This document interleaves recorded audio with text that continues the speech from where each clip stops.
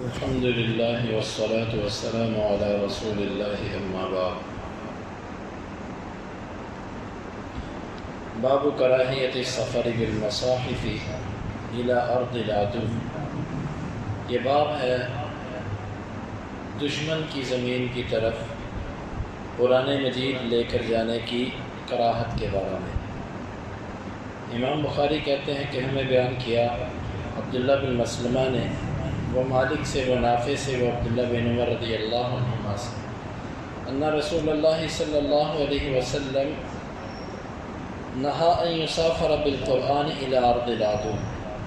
آپ نے منع کیا کہ قرآن مجید لے کر دشمن کی سرزمین کی طرف سفر کیا جائے۔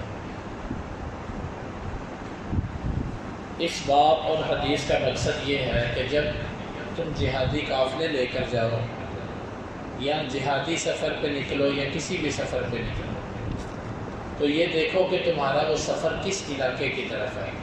اگر وہ دین کے دشمن ہیں تو تم اس علاقے میں قرآن مجید نہ لے کر جاؤ، کیونکہ وہ قرآن کی توہین کریں گے۔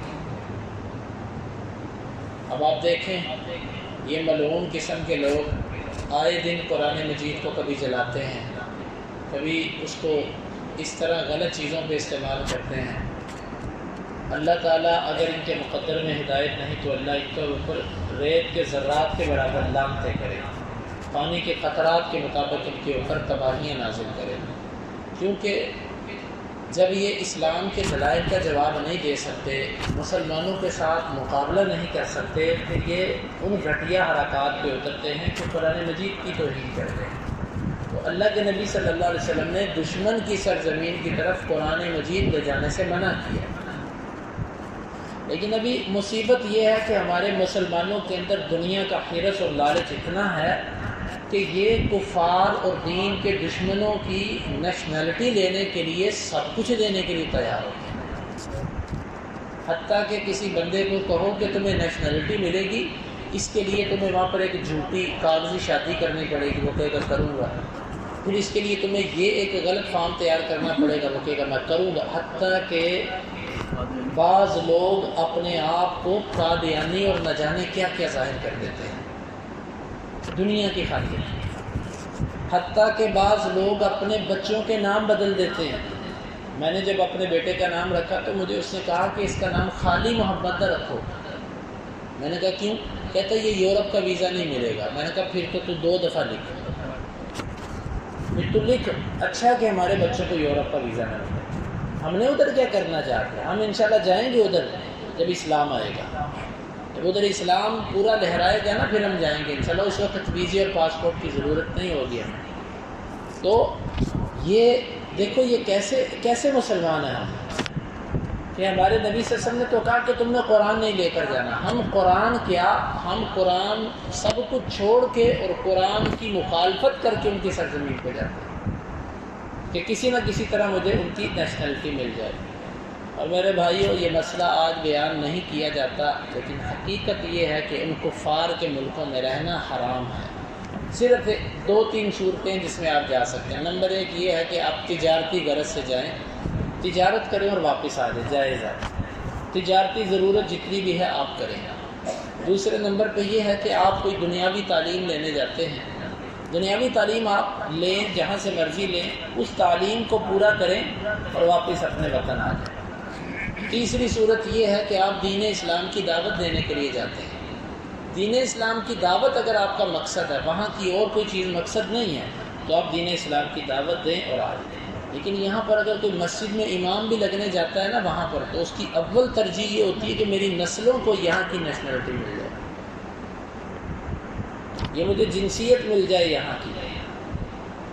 اور اس کے علاوہ چوتھی غرض وہاں پر رہ کر نوکری کرنا یہ بالکل ٹھیک نہیں ہے۔ صرف پیسوں کی خاطر کہ یہاں پر تنخواہ تھوڑی ہے، وہاں پر پیسے زیادہ، تنخواہ زیادہ ہے۔ ماحول کی خاطر کہ یہاں کا ماحول اچھا نہیں، وہاں کا ماحول بہت اچھا ہے۔ یہ دنیا ایسا آدمی جو وہاں پر جاتا ہے وہ مفتون ہے۔ اور پھر اللہ تعالیٰ معاف کرے ان کی اولادیں اور ان کے اوپر کیا اثرات ہوتے ہیں یہ پھر ان کو ہی پتہ ہے۔ ان کے بچے ان کے اپنے نہیں ہوتے۔ تو یہ اسلام نے تو ہمیں اس سرزمین کی طرف قرآن لے جانے سے منع کیا۔ ہاں کسی کو دعوتی غرض سے قرآن مجید دینا ایک اور چیز ہوتی ہے، یہ بھی جائز ہے۔ آپ اگر کسی کو سمجھتے ہیں کہ اس کا قرآن کی طرف میلان ہے، قرآن کی طرف وہ مائل ہو رہا ہے، آپ اس کو قرآن مجید دے سکتے ہیں۔ لیکن آج کے دور میں یہ سمجھتا ہوں کہ لوگوں کو نیٹ پر، ذرائع ابلاغ پر، سوشل میڈیا پر ہر قسم کا اسلامی مواد پڑا ہوا ہے۔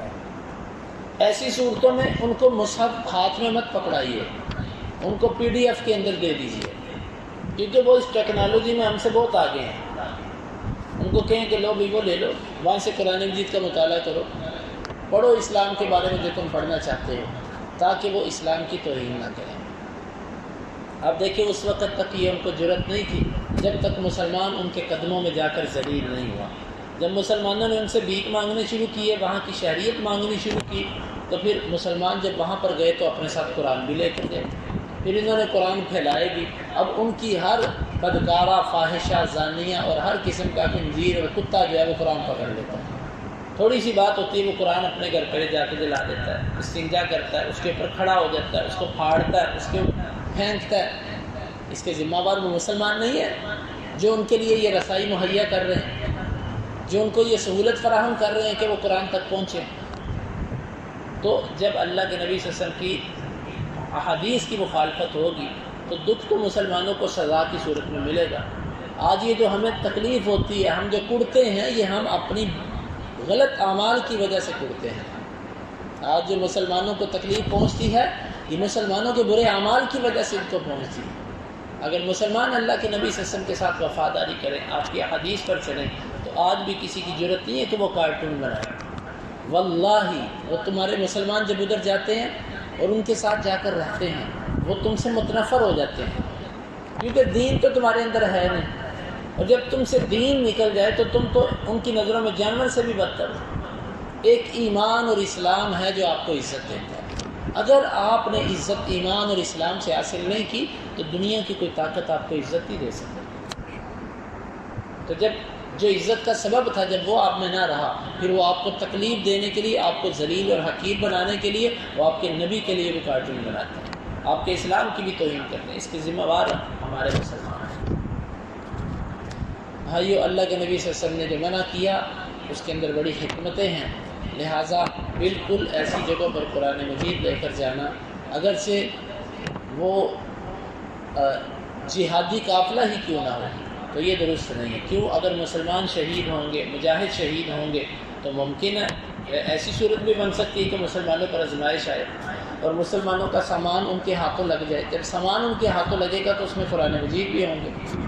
ایک امکانی صورت تھی، آپ نے اس کو بھی منع کر دیا، اور قصداً وہاں پر قرآن لے کر جانا اور قصداً وہاں پر یہ سب کچھ کرنا، یہ ٹھیک نہیں ہے۔ اللہ رب العالمین سے دعا ہے کہ اللہ تعالی ہمیں ان احادیث کو سمجھنے کی اور ان کے تقاضوں کو پورا کرنے کی توفیق عطا فرمائے۔ اللہم انفعنا بما علمتنا وعلمنا ما ينفعنا وزدنا علما وآخر دعوانا ان الحمد للہ رب العالمین۔ حدیث نمبر 2990۔